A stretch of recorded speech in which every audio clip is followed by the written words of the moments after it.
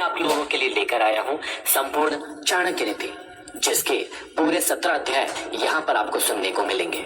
यदि आप अपने जीवन को बदलना चाहते हैं और चाहते हैं कि आपको कुछ ऐसे तरीके पता चले जिससे आप जीवन को बहुत ही अच्छे ढंग से जी सके, तो ये 17 अध्याय आप सभी के लिए बहुत ही महत्वपूर्ण है।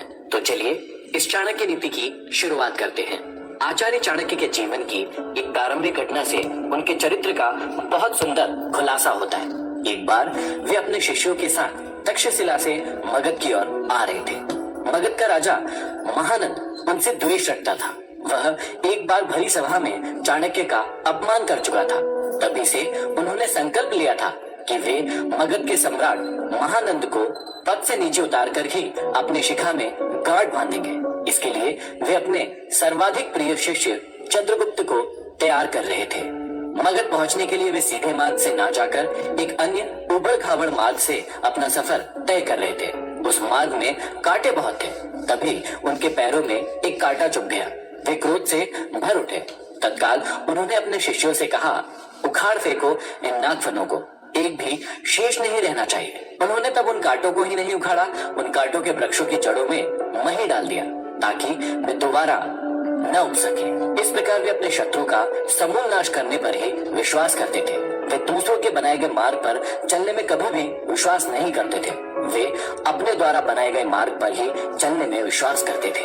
आशा करता हूँ इन अध्यायों को सुनने के बाद आप भी अपनी जिंदगी में अपने मार्ग खुद तैयार करें, अपने ऊपर विश्वास करें और अपनी जिंदगी में आगे बढ़े।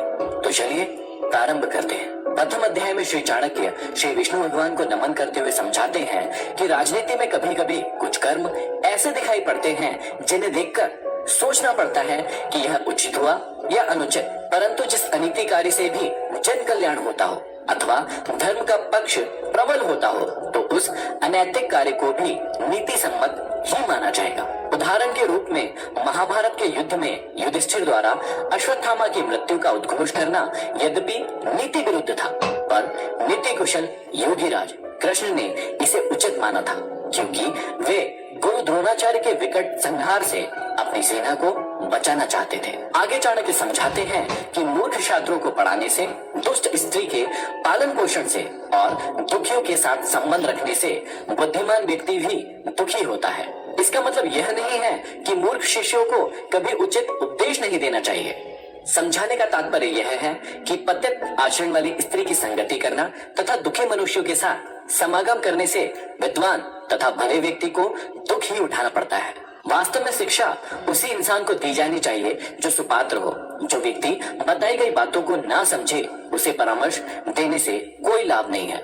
मूर्ख व्यक्ति को शिक्षा देकर अपना समय ही नष्ट किया जाता है। यदि बात दुखी व्यक्ति के साथ संबंध रखने की है, तो दुखी व्यक्ति हर पल अपना ही रोता रहता है। इससे विद्वान व्यक्ति की साधना और एकाग्रता भंग हो जाती है। आगे श्री चाणक्य हमें समझाते हैं कि दुष्ट स्त्री, छल करने वाला मित्र, पलटकर तीखा जवाब देने वाला नौकर तथा जिस घर में सांप रहता हो, उस घर में निवास करने वाले गृह स्वामी की मौत में संशय ना करे, वह निश्चित ही मृत्यु को प्राप्त होगा। घर में यदि दुष्ट और दुष्चरित्र वाली पत्नी हो, तो उस पति का जीना न जीना बराबर ही है। वह अपमान और लज्जा के बोझ से एक तो वैसे ही मृतक के समान है, ऊपर से उसे सदैव यह भय भी बना रहेगा कि यह स्त्री अपने स्वार्थ के लिए कहीं उसे विष न दे दे।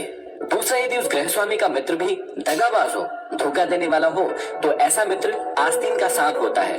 वह कभी भी अपने स्वार्थ के लिए उस गृह स्वामी को ऐसी स्थिति में डाल सकता है जिससे उबरना उसकी सामर्थ्य से बाहर की बात होती है। तीसरा, घर में यदि नौकर बदजुबान हो, बात बात में झगड़ा करने वाला हो, पलटकर तीखा जवाब देने वाला हो, तो समझ लेना चाहिए कि ऐसा नौकर निश्चित रूप से घर के भेद जानता है, और जो घर के भेद जान लेता है वह उसी तरह से घर बार का विनाश कर सकता है जैसे विभीषण ने घर में भेद करके रावण का विनाश करा दिया था। तभी मुहावरा भी बना, घर का भेदी लंका ढाए।